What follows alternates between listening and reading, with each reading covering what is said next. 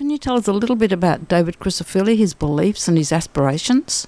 I'm the son of a migrant cane farmer, first and foremost, and someone who believes that this state is what it is because people have made massive sacrifices to come here and start a new life through many generations across many cultures. And the people who you have as your loyal listeners are as much loyal Queenslanders as they are loyal to where they come from. And what I see in the multicultural community is people who are prepared to roll up their sleeves and have a go and work hard, and they want to be rewarded for that. And that's the values of the political party that I believe in, and in my mind that's the values of what Queensland wants. It wants a place where you can come, you can start afresh, you can have a go, and where from one generation to the next people can achieve so very, very much in a land of opportunity.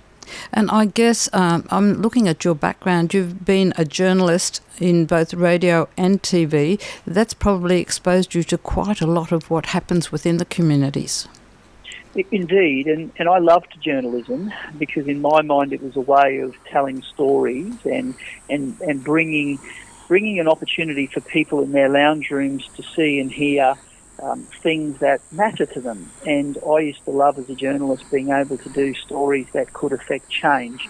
And in many ways, politics was the next progression from that. And I was a very young man, and I decided to run for a seat on my local council, and I door knocked and I went and met people, and it was amazing when I went to the door, the amount of people who would say to me, oh, I see you on the news, or you met my cousin at the soccer game the other day when you were covering that for your TV station. And in many ways, politics is just that. It's about communication, it's about leadership, and it's about creating opportunity for people. And that's what makes me get out of bed in the morning. I'm only here because many years ago, a gentleman by the name of Frank, who was my grandfather, who was basically my age today. He was a man in his 40s, and he left his homeland of Italy, and he hopped on a boat, and he left his family behind. He left a wife and 3 kids, of which my father was one,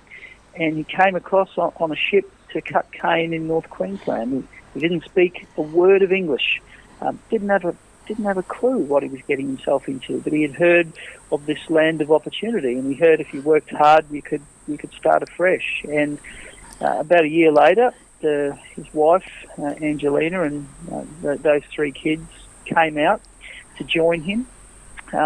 They had another child in Australia, and they worked hard, and he saved up money, and he bought a little farm. And to my dad's credit, my dad decided to continue farming, and he's been a very successful farmer. He's continued to buy land and expand, and I decided to take a different career path, and I'm only here because of the sacrifices that those great people made many years ago, and it's a story that's reflected amongst many people who are listening today. Stories, and it doesn't matter where they've come from, it doesn't matter from Europe or Asia or across the globe, it doesn't matter. They are stories of people who were willing to sacrifice everything so that their next generation might be able to get an education, so their next generation might be able to have opportunity. And I'm still seeing that today. Every day I'm seeing that in Queensland. We are a better state because we allow people to take a chance and come here and work and contribute and be part of what I think is the best state and the best country in the world. I have to agree with you there. I know I came up from Melbourne, and my family was a migrant family as well, and they came from living in a converted chicken house to a nice 3-bedroomed house, which was, and the opportunity to work in a job. And you see today still the immigrants that are coming and the refugees that are coming, they've come from very well-to-do backgrounds, and they starting out as cleaners or garbage collectors or whatever. And I think that's the beauty of Australia, isn't it? That people who have come here want to achieve something, and they don't mind starting from the bottom and working up. And the opportunities are here for them to do that.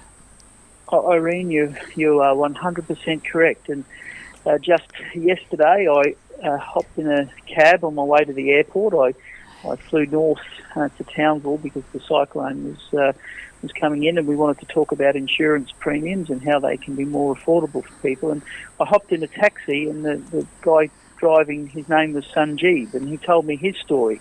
Came out here about 7 or 8 years ago, and he's worked hard. And his wife, who has a degree, she has a degree in IT, but she's working as a beauty therapist, and he's driving a cab, and he's working as a groundsman during the week, and he drives a cab on weekends and after hours just to get ahead. He's bought his first home.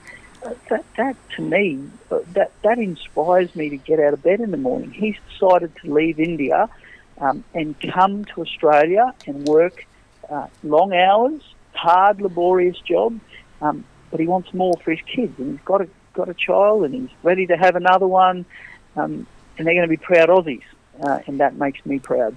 So, speaking about being a proud Aussie, we have Australia Day coming up very, very soon, so we're going to air just prior to Australia Day. Tell us what you think about Australia Day, how you would celebrate it.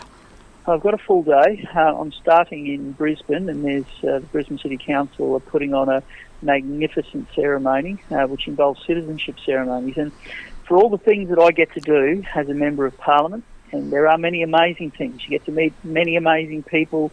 You take decisions on planning matters, on law and order, on education. Wonderful experience. But everything pales into insignificance compared to a citizenship ceremony.